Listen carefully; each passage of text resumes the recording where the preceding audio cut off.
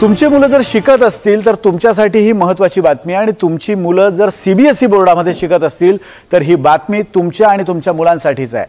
सीबीएसईने आता 9वीतल्या मुलांसाठी एक मोठा निर्णय घेतलाय। विद्यार्थ्यांना आता परीक्षा सुरू असताना बाजूला पुस्तकं आणि नोट्स ठेवून उत्तरं लिहिता येणार आहेत। ओपन बुक असे या पॅटर्नचं नाव आहे। परीक्षेच्या या पॅटर्नमुळे विद्यार्थ्यांचा फायदा होईल की तोटा होईल पाहूयात एक स्पेशल रिपोर्ट। सीबीएसईचा विद्यार्थ्यांसाठी उघडा पुस्तक द्या परीक्षा, रट्टा मारणं बंद करा, पुस्तकात बघा आणि उत्तर लिहा।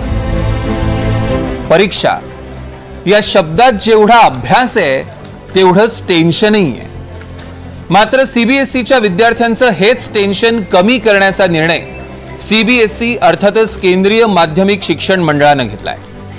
आता 9वीच्या परीक्षा ओपन बुक पद्धतीने घेतल्या जाणार आहेत। ओपन बुक म्हणजे सोप्या शब्दात सांगायचं तर परीक्षेवेळी पुस्तकात बघून उत्तरं लिहायची।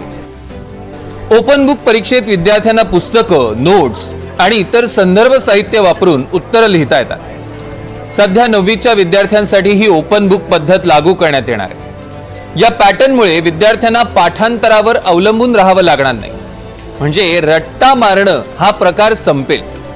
त्याऐवजी विद्यार्थ्यांना संकल्पना जास्त चांगल्या पद्धतीने समजून घेता येतील असा यामागचा उद्देश आहे। विद्यार्थ्यांना परीक्षेच्या वेळी पुस्तकं आणि नोट्स वापरण्याची परवानगी असल्याने विद्यार्थ्यांवरचा ताण कमी होतो। प्रश्नांची उत्तरं पाठ करण्यापेक्षा त्या उत्तरांच्या विश्लेषणांवर विद्यार्थ्यांना जास्त लक्ष केंद्रित करता येईल असं तज्ञांचं म्हणणं आहे। तसंच या परीक्षा पद्धतीमुळे कॉपीही कमी होईल। डिसेंबर 2023 मध्ये या ओपन बुक परीक्षेचा प्रयोग करण्यात आला। या प्रयोगामध्ये विद्यार्थ्यांना 12% ते 47% गुण मिळाले। सीबीएसईच्या शिक्षकांनी या ओपन बुक पद्धतीला सकारात्मक प्रतिसाद दिलाय। ओपन बुक पद्धत कधीपासून लागू होणार याची नेमकी तारीख समोर आली नाही, मात्र लवकरच सॅम्पल पेपर तयार केले जाणार आहेत। आम्ही ट्रॅडिशनल पद्धतीने आणि ओपन बुक एक्झाम दोन्ही पद्धतीने जेव्हा आम्ही एक्झाम घेतली तर त्याचा सर्वे फार इंटरेस्टिंग आहे।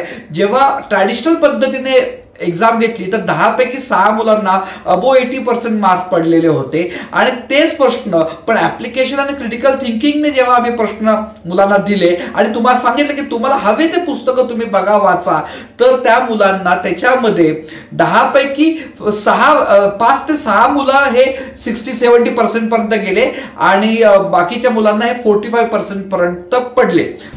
ओपन बुक पद्धतीचे काही तोटे सुद्धा आहेत। ओपन बुक पॅटर्न मध्ये विद्यार्थ्यांना प्रश्नांची उत्तरं पुस्तकात शोधून लिहायची असतात। आता अशा वेळी उत्तरं शोधण्यासाठी जास्त वेळ लागू शकतो। त्यामुळे विद्यार्थ्यांना वेळेत पेपर पूर्ण करता येईल का याबद्दल मतमतांतर आहे। परीक्षेत पुस्तकं आणि नोट्स वापरायची परवानगी असल्याने विद्यार्थी आळशी होण्याचीही भीती आहे। ओपन बुक परीक्षेचा प्रयोग करण्यात आला त्यावेळी विद्यार्थ्यांचे गुण 12 ते 47%च राहिले, म्हणजेच विद्यार्थ्यांची प्रगती फारशी समाधानकारक दिसली नाही। पुस्तकात बघून उत्तर लिहिण्याच्या पद्धतीमुळे विद्यार्थ्यांच्या स्मरणशक्तीचा विकास फारसा होणार नाहीये। परिणामी विचार करण्याची, मेंदूला ताण देण्याची क्षमता संपून विद्यार्थी आयतोबा होतील का याचीही भीती आहे। गणितासारख्या विषयाच्या परीक्षेत मात्र पुस्तकांचा काहीच उपयोग होणार नाही, तर गणिताची संकल्पना कितपत समजली आहे त्या आधारावरच उत्तर लिहिता येतील।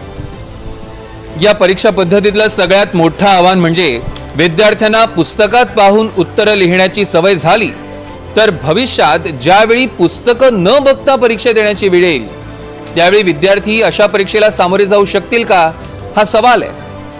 ओपन बुक एक्झामने क्रिटिकल थिंकिंग आणि ऍप्लिकेशन बेस्ड जर प्रश्न असतील तर ती ट्रॅडिशनल पेक्षाही डिफिकल्ट असते। आपण मुलांना विचार तुम्हाला मजा आली का, ते म्हणजे सर्वात जास्त मजा आम्हाला याच्यात आलेली आहे। मुलं ओपन बुक मध्ये आम्हाला एक लक्षात आलं की मुलं काय शोधतात, तर मुलं प्रश्न जे आहे ते प्रश्नाचं उत्तर कुठे आहे ते शोधण्यात जातात। या परीक्षा पद्धतीबद्दल विद्यार्थ्यांनी संमिश्र प्रतिक्रिया व्यक्त केल्या। कारण आम्हाला म्हणजे आता रटलं तर पुढे आम्ही ते विसरणारच आहोत।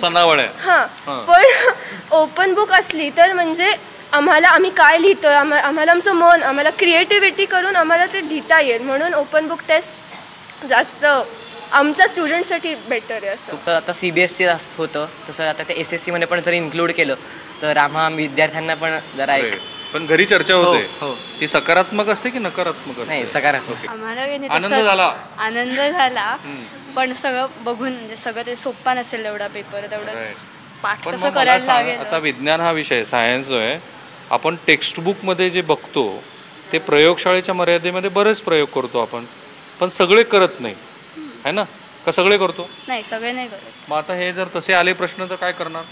तर आता थोडंसं डोकं लावून पण आता जेव्हा आपण ओपन बुक टेस्टकडे जाऊ तेव्हा मला असं वाटतं की हायर ऑर्डर थिंकिंग स्किल्स जिथे ॲनालिसिस आहे, तुमचं क्रिएशन आहे, इव्हॅल्युएशन आहे, कम्पेअर अँड कॉन्ट्रास्ट आहे, ह्या सगळ्या गोष्टी ह्या आम्हाला त्या प्रकारच्या क्वेश्चन पेपरमध्ये घालाव्या लागतील की ज्यामध्ये मुलांना खरोखर किती समजले हे कळायला मदत होईल. प्रश्नपत्रिका ही त्या पद्धतीने काढली गेली पाहिजे की ज्याच्यामध्ये ओपन बुकमध्ये मुलांना सहजासहजी उत्तर मिळणार नाही आहे. त्यांना कुठेतरी ॲप्लिकेशन तिथं दिलेला एखादा मुद्दा डे टू डे लाईफमध्ये अप्लाय करून त्याचं उत्तर लिहायला लागेल असे प्रश्न लागतील. विशेष म्हणजे 2014 मध्ये CBSEनं या ओपन बुक परीक्षा पद्धतीचा प्रयोग केलेला.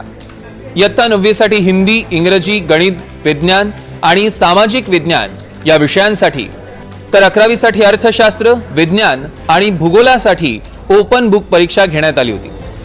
या परीक्षेसाठीचा अभ्यासक्रम आणि नोट्स विद्यार्थ्यांना 4 महिने आधी देण्यात आल्या.